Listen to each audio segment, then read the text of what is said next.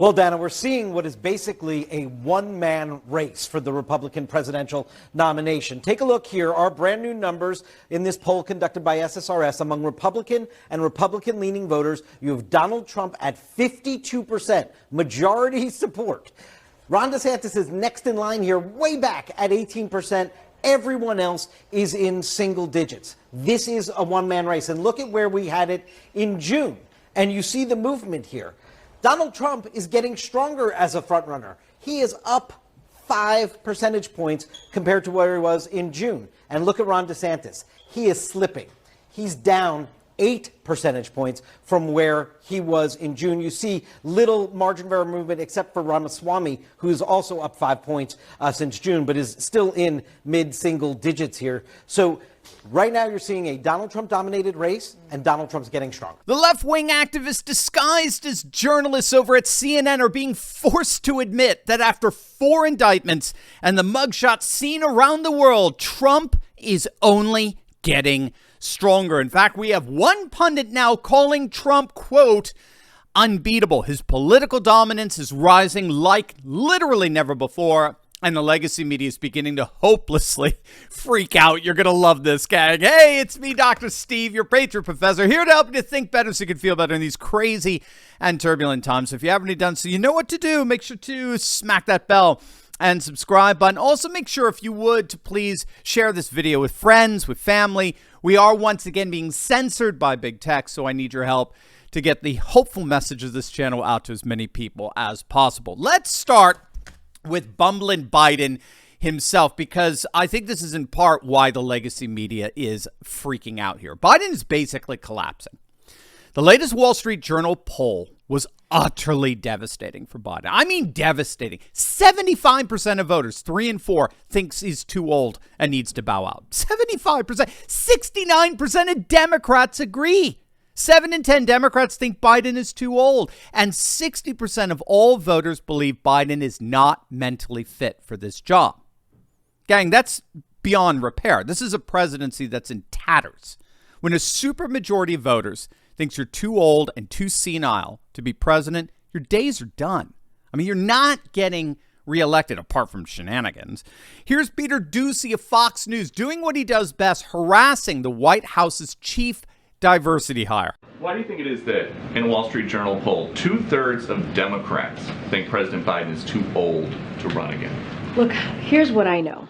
Here's what I can speak to. I can speak to that a president who has wisdom. I can speak to a president who has experience. I can speak to a president who has done has taken historic action and has delivered in historic pieces of legislation. Yeah. In other words, Peter, how dare you quote a poll that's utterly devastating beyond belief for bumbling Biden? How dare you? The fact that she was ready for an answer, did you notice that? With that sad excuse for an answer, just shows you how panicked the White House is. They simply don't know what to do when 2/3 of Democrats want someone else other than Sleepy Joe. Remember, this is why they're so freaked out about Robert Kennedy Jr. RFK has the highest favorability rating among all the candidates, nearly 50%, which is huge. Biden, of course, is tanking in the 30s, well behind Trump.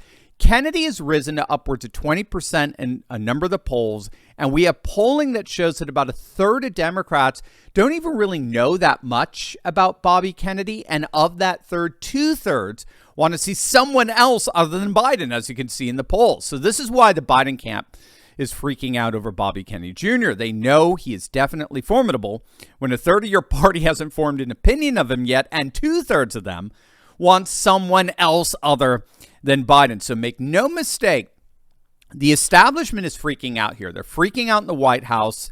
They're freaking out at CNN. They're freaking out over at MSNBC. I mean, we saw it yesterday in our first video yesterday when we analyzed the panic on the part of ABC's George Stephanopoulos and Donna Brazile that this Wall Street Journal poll was utterly devastating for Biden, and for the hope that the indictments and the mugshot would finally take Trump out. It's just not happening. And more pundits and advisors are openly admitting it.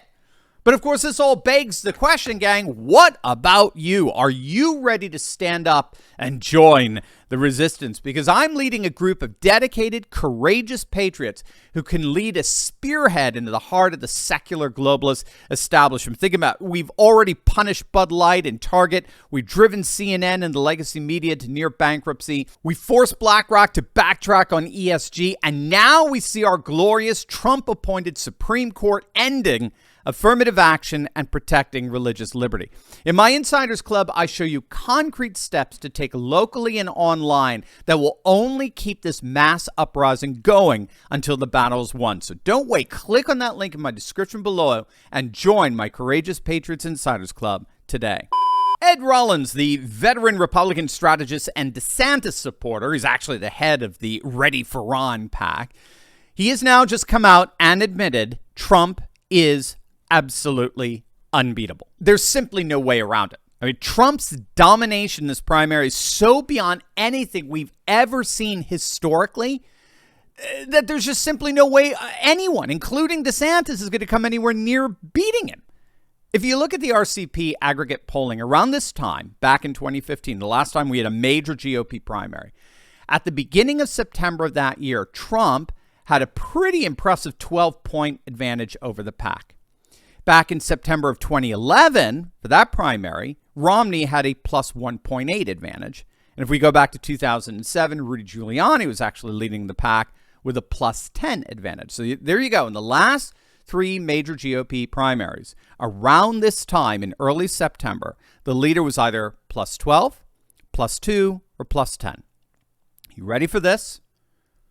Right now as we speak, according to the latest Wall Street Journal poll, Trump is beating DeSantis 59-13. He's leading the PAC by nearly 50 points. This isn't a primary. This is a slaughter.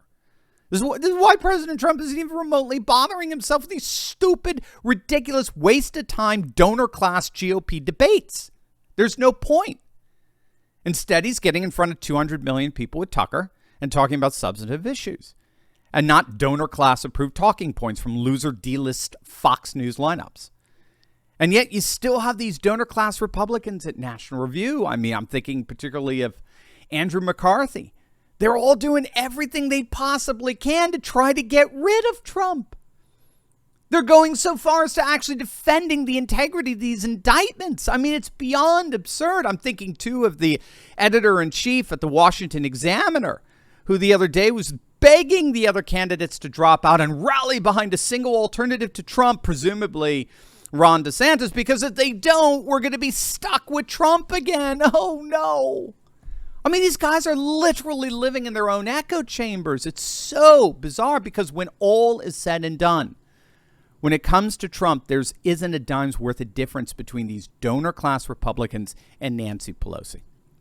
That's how insane they've gotten. It was, of course, foreshadowed by the absurdities spewed out by Bill Kristol, who went full Keith Olbermann back in 2016. Kristol went absolutely insane with TDS, Trump Derangement Syndrome. But alas, the more honest pundits and pollsters are indeed finally admitting Trump is utterly unbeatable. This is now officially Trump's party. And now it's time for all of us to take back our country.